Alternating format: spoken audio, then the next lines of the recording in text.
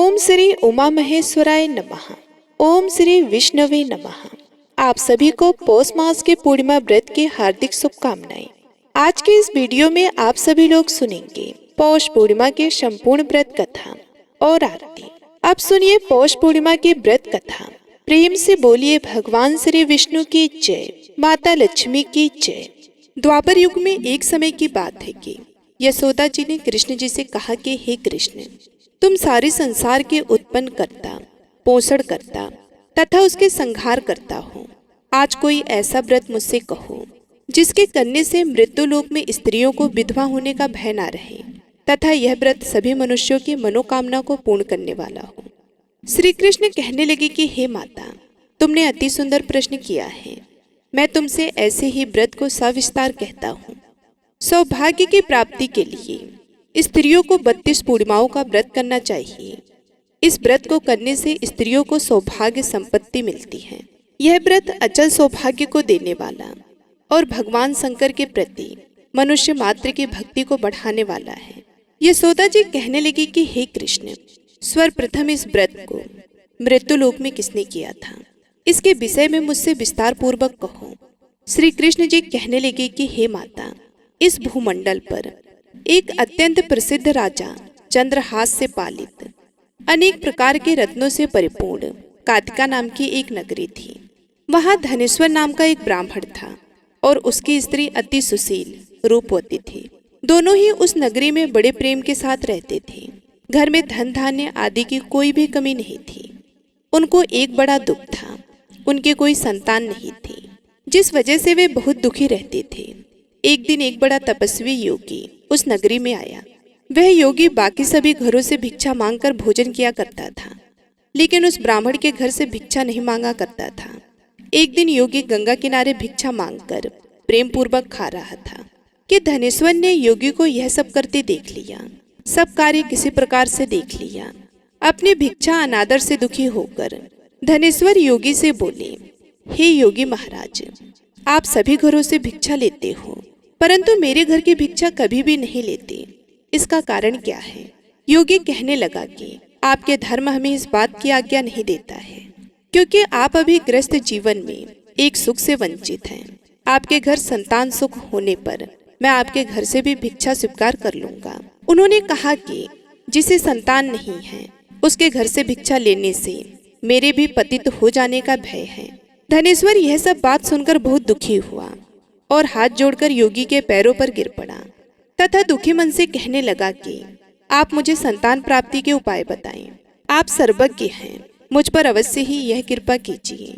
धन की मेरे घर में कोई कमी नहीं है, लेकिन मैं संतान न होने के कारण अत्यंत दुखी हूँ। आप मेरे इस दुख का हरण कीजिए। यह सुनकर योगी कहने लगे, तुम चंडी की आराधना करो। घर पहुंचकर उन्होंने यह सारी बात अपनी पत्नी को बताई और खुद वन में चला गया। वन में पहुंचकर उसने चंडी की आराधना की और उपवास किया। चंडी ने 16वें दिन उसको सपने में दर्शन दिए और कहा कि हे धनेश्वर, जा तेरा पुत्र होगा, लेकिन उसकी आयु सिर्फ 16 वर्ष होगी। 16 वर्ष की आयु में ही उसकी मृत्यु हो जाएगी। अगर तुम दोनों स्त्री और पुरुष 32 पूर्णिमाओं का व्रत करोगे तो यह दीर्घायु हो जाएगा। जितनी तुम्हारी सामर्थ्य हो उतने आँचे के दिए जलाकर शिव जी का पूजन करना, लेकिन पूर्णमासी 32 ही होनी चाहिए। सुबह होते ही तुम्हें इस स्थान के पास एक आम का पेड़ दिखाई देगा। उस पर चढ़कर एक फल तोड़कर अपने घर चले जाना।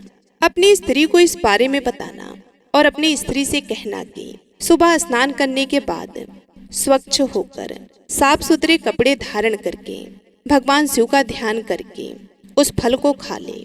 तब शंकर भगवान की कृपा से उसको गर्भ हो जाएगा। जब ब्राह्मण सुबह उठा तो उसे उस स्थान पर आम का पेड़ दिखाई दिया और वह उससे फल तोड़ने के लिए चढ़ा, लेकिन वह पेड़ पर चढ़ नहीं पा रहा था। यह देखकर उसे बड़ी चिंता हुई। उसने भगवान गणेश की उपासना की और कहा कि हे दयानिधि, अपने भक्तों के विघ्नों का नाश करके उनके मंगल कार्य को करने वाले, दुष्टों का नाश करने वाले, रिद्धि सिद्धि देने वाले, आप मुझे इतना बल दे कि मैं अपनी मनोकामना को पूरी कर सकूं। इसके बाद वह पेड़ से फल तोड़कर अपनी पत्नी के पास पहुंचा। उसकी पत्नी ने अपने पति के कहे अनुसार इस फल को खा लिया और वह गर्भवती हो गई। देवी की कृपा से उसे बहुत सुंदर पुत्र पैदा हुआ। उसका नाम उन्होंने देवीदास रखा। माता पिता के हर्ष और शोक के साथ वह बाल बढ़ने लगा। भगवान की कृपा से बालक बहुत ही सुंदर था, सुशील और पढ़ाई लिखाई में भी बहुत निपुण था। दुर्गा जी के कथन अनुसार उसकी माता ने 32 पूर्णमासी का व्रत रखा। जैसे ही 16वां वर्ष लगा, दोनों पति पत्नी बहुत दुखी हुए, कहीं उनके पुत्र की मृत्यु ना हो जाए। उन्होंने सोचा कि अगर उनके सामने यह सब हुआ तो वे कैसे देख पाएंगे। तभी उन्होंने देवीदास के मामा को बुलाया और 1 वर्ष के लिए देवीदास को काशी में पढ़ने के लिए भेज दिया और कहा कि 1 वर्ष के बाद उसे वापस लेकर आ जाना। देवीदास अपने मामा के साथ एक घोड़े पर सवार होकर चल दिया। उसके मामा को भी यह बात पता नहीं था। दोनों पति पत्नी ने 32 पूर्णमासी का व्रत पूर्ण किया। दूसरी तरफ मामा और भांजा दोनों रात गुजारने के लिए रास्ते में एक गांव में रुक गए। उस दिन उस गांव में ब्राह्मण की कन्या का विवाह होने वाला था। जिस धर्मशाला में वर और बारात के बाकी लोग रुके हुए थे, उसी धर्मशाला में देवीदास और उसका मामा भी ठहर गया। उधर कन्या को तेल आदि चढ़ाने के बाद जब लग्न का समय आया तो वर की तबीयत खराब हो गई। वर के पिता ने अपने परिवार वालों से विचार विमर्श करके कहा कि यह देवीदास मेरे पुत्र जैसा ही है, मैं इसके साथ लगन करा दूं और बाद में बाकी सारे काम मेरे बेटे के साथ पूरे हो जाएंगे। ऐसा कहने के बाद वर के पिता देवीदास को मांगने के लिए उसके मामा के पास गए और उन्हें सारी बात बताई। मामा ने कहा कि कन्यादान में जो कुछ भी मिलेगा वे हमें दे दिया जाए। वर के पिता ने बात स्वीकार कर ली। इसके बाद देवीदास का विवाह कन्या के साथ संपन्न हो गया। इसके बाद वह अपनी पत्नी के साथ भोजन ना कर सका और मन में विचार करने लगा कि ना जाने यह किसकी पत्नी होगी। यह सोचकर उसकी आंखों में आंसू आ गए। तब वधू ने पूछा कि क्या बात है, आप उदास क्यों हो। तब उसने सारी बातें पत्नी को बता दी। तब कन्या कहने लगी कि यह ब्रह्म विवाद के विपरीत है। आप ही मेरे पति हैं और मैं आपकी पत्नी ही रहूंगी, किसी अन्य की कभी नहीं। तब देवीदास ने कहा, ऐसा मत करिए, क्योंकि मेरी आयु बहुत कम है, मेरे बाद आपका क्या होगा। लेकिन उसकी पत्नी नहीं मानी और बोली, स्वामी आप भोजन कीजिए। दोनों रात में सोने के लिए चले गए। सुबह देवीदास ने पत्नी को 4 नगों से जड़ी एक अंगूठी दी और एक रुमाल दिया और बोला कि हे प्रिय, इसे लो और संकेत समझकर स्थिर चित्त हो जाओ। मेरा मरण और जीवन जानने के लिए एक पुष्प वाटिका बना लो, उसमें सुगंधि वाली एक नव मल्लिका लगा लो, उसको प्रतिदिन जल से सींचा करे और आनंद के साथ खेलो कूदो। जिस समय और जिस दिन मेरा प्राणांत होगा उस दिन यह फूल सूख जाएंगे। जब यह फिर से हरे हो जाएं, तो जान लेना मैं जीवित हूँ। ये समझाकर वह वहां से चला गया। इसके बाद जब वर और बाकी बाराती मंडप में आए तो कन्या ने उसे देखकर कहा कि यह मेरा पति नहीं है, मेरे पति वह हैं जिनके साथ रात में विवाह हुआ था। इनके साथ मेरा विवाह नहीं हुआ है। अगर यह वही है तो यह बताए कि मैंने इनको क्या दिया है, साथ ही कन्यादान के समय जो आभूषण मिले उन्हें दिखाएं। कन्या की यह सारी बातें सुनकर वह कहने लगा कि मैं यह सब नहीं जानता। इसके बाद सारे बाराती भी अपमानित होकर लौट गए। भगवान कृष्ण बोले, हे माता, इस प्रकार देवीदास काशी चला गया। कुछ समय जब बीत गया तो एक सर्प उसको डसने के लिए वहां आया, लेकिन वह उसको काट नहीं पाया, क्योंकि उसकी माता ने पहले ही 32 पूर्णिमा का व्रत कर लिया था। इसके बाद खुद काल वहां पहुंचा। भगवान की कृपा से तभी वहां माता पार्वती और भगवान गणेश आ गए। देवीदास को मूर्छित दशा में देखकर माता पार्वती ने भगवान शिव से प्रार्थना की कि महाराज, इस बालक की माता ने पहले ही 32 पूर्णिमा के व्रत कर लिए हैं, आप इसको प्राण दें। भगवान शिव ने माता पार्वती के कहने पर उसे प्राण दान दे दिया। उधर उसकी पत्नी उसके काल की प्रतीक्षा कर रही थी। उसकी पत्नी ने जाकर देखा कि पुष्प और पत्र दोनों ही नहीं हैं, तो उसको बहुत आश्चर्य हुआ। और जब उसने देखा कि पुष्प वाटिका फिर से हरी हो गई तो वह समझ गई कि उसका पति जिंदा हो गया है। इसके बाद वे बहुत ही प्रसन्न होकर अपने पिता से कहने लगे कि मेरे पति जीवित हैं, उनको ढूंढिए। जब 16वां वर्ष व्यतीत हो गया तो देवीदास भी अपने मामा के साथ काशी चल दिया। उधर उसकी पत्नी के परिवार वाले उन्हें ढूंढने के लिए जा ही रहे थे कि उन्होंने देखा कि देवीदास और उसका मामा इधर ही आ रहे थे। उसको देखकर उनके ससुर बहुत प्रसन्न हुए और उसे अपने घर ले गए। वहाँ सारा नगर इकट्ठा हो गया और कन्या ने भी उसे पहचान लिया। देवीदास ने इसके बाद अपनी पत्नी और मामा को लेकर वहाँ से चल दिया। उसके ससुर ने भी उसे बहुत सारा धन दहेज दिया। जब वह अपने घर की तरफ चल रहा था तो उसके माता पिता को लोगों ने खबर कर दी, तुम्हारा पुत्र देवीदास अपनी पत्नी और मामा के साथ आ रहा है। ऐसा समाचार सुनकर पहले तो उन्हें विश्वास नहीं हुआ, लेकिन जब देवीदास आया और उसने अपने माता पिता के पैर छुए तो देवीदास के माता पिता ने उनका माथा चूमा और दोनों को अपने सीने से लगा लिया। दोनों के आने की खुशी में धनेश्वर ने बहुत दान दक्षिणा ब्राह्मणों को दी। श्री कृष्ण जी कहने लगे कि इस तरह धनेश्वर को 32 पूर्णिमाओं के व्रत के प्रभाव से संतान प्राप्त हुई। जो स्त्रियां इस व्रत को करती हैं वे जन्म जन्मांतरों तक वैधों का दुख नहीं भोगती हैं और सदैव सौभाग्यवती रहती हैं। यह मेरा वचन है। यह व्रत संतान देने वाला और सभी मनोकामनाओं को पूर्ण करने वाला है। व्रत करने वाला चाहे स्त्री हो या पुरुष, भगवान शंकर की कृपा से संसार के सकल आनंद भोग कर अंत में आवागमन रहित होकर शिवलोक को प्राप्त होता है। तो प्रेम से बोलिए, श्री लक्ष्मी नारायण भगवान की जय, उमा महेश्वर भगवान की जय। अब सुनिए पूर्णिमा व्रत की दूसरी कथा। पौराणिक कथा के अनुसार एक बार की बात है, किसी नगर में एक सेठ और सेठानी रहते थे। सेठानी प्रतिदिन श्री हरि भगवान विष्णु की पूरी श्रद्धा से पूजा अर्चना किया करती थी, लेकिन उसका पूजा करना उसके पति यानी सेठ को बिल्कुल भी पसंद नहीं था। इसी कारण सेठ ने एक दिन अपनी पत्नी को घर से निकाल दिया। घर से निकाले जाने के बाद सेठानी जंगल की तरफ निकल पड़ी। रास्ते में जाते समय सेठानी ने जंगल में 4 आदमी को देखा जो मिट्टी खोद रहे थे। तब सेठानी उन आदमी के पास गई और उन लोगों से कहा, कृपया आप मुझे किसी काम पर रख लें। इसके बाद चारों आदमी ने सेठानी को नौकरी पर रख लिया। सेठानी के हाथ पांव बहुत ही कोमल थे, इस वजह से काम करते करते उसके हाथ पर छाले पड़ गए। सेठानी के हाथों को देखकर चारों आदमी ने कहा कि तुम यह काम छोड़ दो, तुम किसी अच्छे घर खानदान की लगती हो, इसकी जगह तुम हमारे घर के काम में हाथ बटा दो। सेठानी इस काम के लिए राजी हो गई। फिर वे चारों आदमी सेठानी को अपने घर ले गए। वे चारों आदमी हर दिन 4 मुट्ठी चावल लाते थे और आपस में बांटकर उसे खा लेते थे। यह देखकर सेठानी को बहुत बुरा लगा। अगले दिन सेठानी ने चारों से कहा, सुनो भाई, तुम लोग कल से 4 मुट्ठी की जगह 8 मुट्ठी चावल लेकर आना। सेठानी के कहे अनुसार चारों आदमी अगले दिन 8 मुट्ठी चावल लेकर आए। उस चावल को सेठानी ने पकाकर सबसे पहले भगवान विष्णु को भोग लगाया और फिर चारों आदमी को परोसा। जब चारों आदमी ने उस भोग लगाए भोजन को खाया तो उन लोगों को बहुत स्वादिष्ट लगा। उन्होंने सेठानी से कहा कि बहन, आज जो तुमने खाना बनाया है वह बेहद ही स्वादिष्ट है। इस पर सेठानी ने कहा, यह भोजन भगवान विष्णु का जूठा है, इसी वजह से आप लोगों को यह बहुत स्वादिष्ट लग रहा है। उधर सेठानी के जाने के बाद से सेठ भूखा रहने लगा। आस पड़ोस के लोग उसे देखकर ताने भी मारते थे कि यह आदमी सिर्फ अपनी पत्नी की वजह से ही भोजन किया करता था।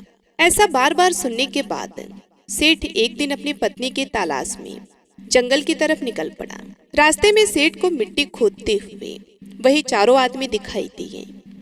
उसे देखकर सेठ ने कहा, सुनो भाई, क्या तुम मुझे काम पर रख सकते हो? तब चारों आदमी ने उसे काम पर रख लिया, किंतु मिट्टी खोदने से सेठ के हाथों में भी छाले पड़ने लगे, यहाँ तक कि उनके बाल भी उड़ गए। यह देखकर चारों आदमी को सेठ पर दया आ गई और उसने कहा, सुनो भाई, तुम इस काम को छोड़ दो, तुम किसी अच्छे घर के लगते हो, तुम हमारे घर चलो, वहाँ कुछ कामों में हाथ बटा लेना। सेठ ने उन चारों की बातें मान ली और वह उनके साथ उनके घर चले गए। घर पहुँचने के बाद सेठ ने जैसे ही सेठानी को देखा वह पहचान गए, लेकिन सेठानी घूंघट में थी और सेठ के चेहरे को नहीं देख पाई। इसी वजह से वह अपने पति को नहीं पहचान पाई। हर दिन की तरह इस दिन भी सेठानी ने भोजन बनाकर विष्णु भगवान को भोग लगाया और सभी को खाना परोसने लगी।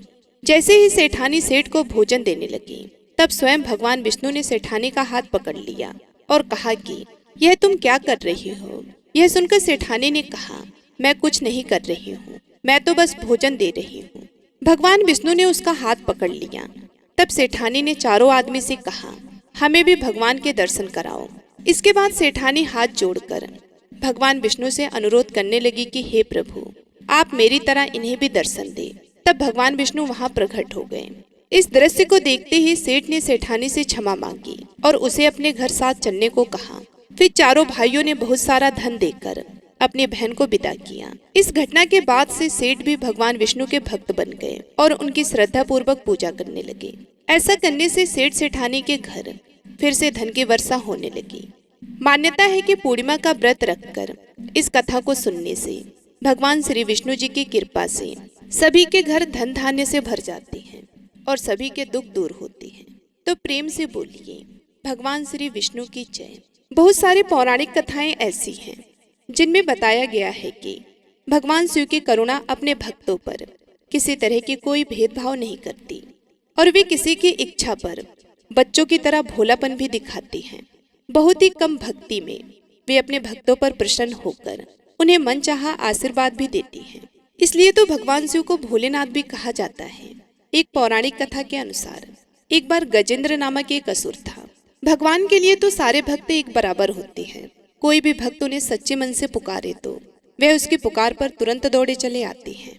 ऐसा शायद कोई ही भक्त होगा जिसने भगवान को सच्चे मन से याद किया हो, उनसे सच्चे मन से विनती की हो और उसे भोलेनाथ ने ना पूरा किया हो। इसलिए भगवान भोलेनाथ कभी भी अपने भक्तों की झोली खाली नहीं रखते। तो जो गजेंद्र नाम का असुर था, एक बार उसने बहुत कठिन तपस्या की और भगवान शिव से यह वरदान पाया कि वह जब भी उन्हें पुकारेगा भगवान शिव को आना ही होगा। त्रिलोकों के सदा शरारती ऋषि नारद ने देखा कि गजेंद्र हर छोटी छोटी बात के लिए शिव को पुकार लेता था। तो उन्होंने गजेंद्र के साथ एक चाल चली। उन्होंने गजेंद्र से कहा, तुम शिव को बार बार क्यों बुलाते हो? वे तुम्हारी हर पुकार पर आ जाते हैं। क्यों नहीं तुम उनसे कहते कि वह तुम्हारे अंदर आ जाए और वहीं पर रहे, जिससे वे हमेशा तुम्हारे अंदर होंगे। गजेंद्र को यह बात अच्छी लगी और फिर उसने शिव की पूजा की। जब शिव उसके सामने प्रकट हुए तो वह बोला कि प्रभु, आपको मेरे अंदर रहना होगा, आप कहीं मत जाइए। शिव अपने भोलेपन में एक लिंग के रूप में गजेंद्र में प्रवेश कर गए और वहीं पर रहने लगे। फिर जैसे जैसे समय बीता, पूरा ब्रह्मांड शिव की कमी महसूस कर रहा था। कोई नहीं जानता था कि वह कहाँ है। सभी देवगढ़ शिव को खोजने लगे। काफी खोजने के बाद जब कोई यह पता नहीं लगा पाया कि वे कहाँ हैं, तो वे हल ढूंढने के लिए विष्णु के पास चले गए। विष्णु ने स्थिति देखी और कहा कि वह गजेंद्र के अंदर है।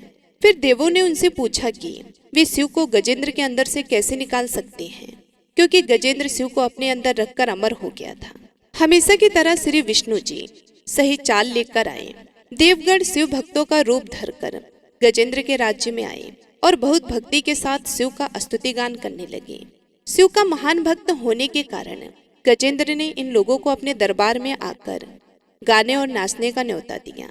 शिव भक्तों के भेष में देवों का यह दल आया और बहुत भावनाओं के साथ बहुत भक्ति पूर्वक वे शिव के लिए भक्ति गीत गाने लगे और नाचने लगे। शिव जो गजेंद्र के अंदर बैठे हुए थे, अब खुद को रोक नहीं सकते थे। उन्हें जवाब देना ही था, तो वे गजेंद्र के टुकड़े टुकड़े करके उससे बाहर आ गए। शिव की पूजा देवता और राक्षस देव और असुर श्रेष्ठ और अधम दोनों करते हैं। वे हर किसी के लिए महादेव हैं। विष्णु भी उनकी पूजा करते थे। विष्णु की शिव भक्ति को बताने वाली एक बहुत ही सुंदर कहानी है। एक बार विष्णु ने शिव से वादा किया कि वे शिव को 1008 कमल अर्पित करेंगे। वे कमल के फूलों की तलाश में गए और पूरी दुनिया में खोजने के बाद भी उन्हें सिर्फ 1007 कमल के फूल मिले। एक कम था। उन्होंने आकर सब कुछ शिव के सामने रख दिया। शिव ने अपनी आंखें नहीं खोली, वे सिर्फ मुस्कुराए, क्योंकि एक कमल कम था। फिर विष्णु ने कहा, मुझे कमल नयन कहा जाता है, जिसका अर्थ है कमल के फूलों की तरह आंखों वाला। मेरी आंखें किसी कमल की तरह सुंदर हैं।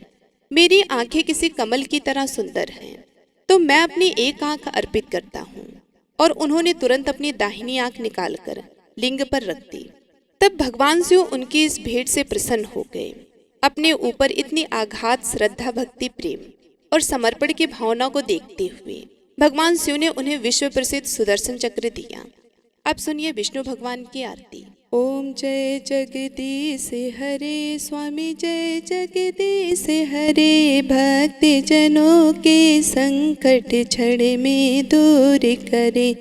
ओम जय जगदीश हरे, जो धावे फल पावे, दुख बिन से मन का स्वामी, दुख बिन से मन का सुख संपत्ति घर आवे, सुख संपत्ति घर आवे, कष्ट मिटे तन का। ओम जय जगदीश हरे। मात पिता तुम मेरे, शरण गहूँ किसकी, तुम बिन और न दूजा, प्रभु बिन और न दूजा, आस करो जिसकी। ओम जय जगदीश हरे।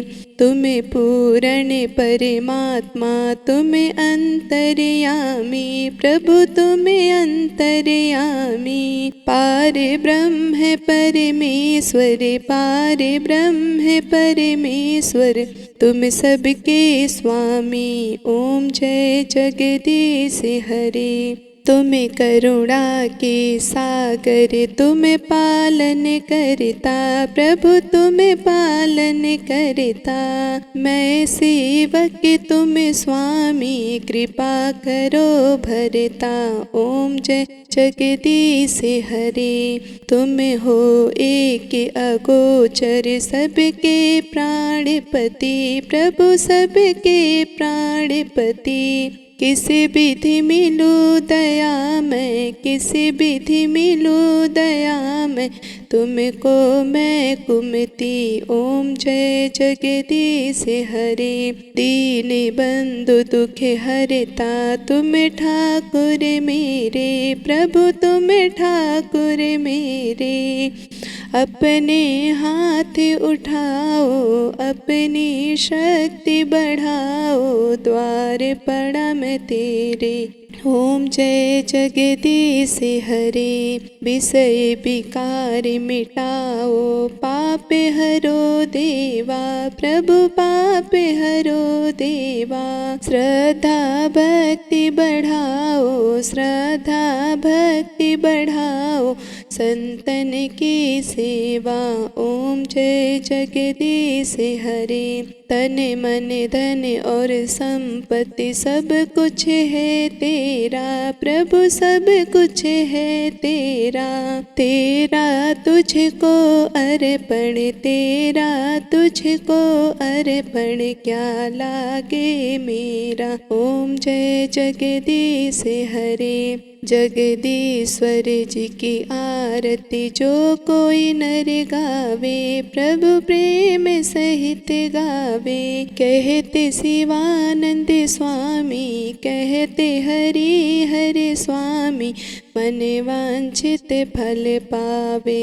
ओम जय जगदीश हरे। ओम जय जगदीश हरे। प्रभु जय जगदीश हरे। भक्त जनों के संकट, दास जनों के संकट, क्षण में दूर करे। ओम जय जगदीश हरे। ओम जय जगदीश हरे। ओम जय जगदीश हरे। ओम जय जगदीश हरे। प्रेम से बोलिए भगवान विष्णु जी और माता लक्ष्मी की जय। आपको यह कथा पसंद आई हो तो वीडियो को लाइक करिएगा, शेयर करिएगा, कमेंट में भगवान श्री लक्ष्मी नारायण जी और उमा श्री महेश्वर भगवान की जय जरूर लिखिएगा। और चैनल पे नए हैं तो चैनल को भी सब्सक्राइब जरूर करिएगा। मिलती हूँ मैं आप सभी लोगों से अगले वीडियो में। तब तक के लिए नमस्कार।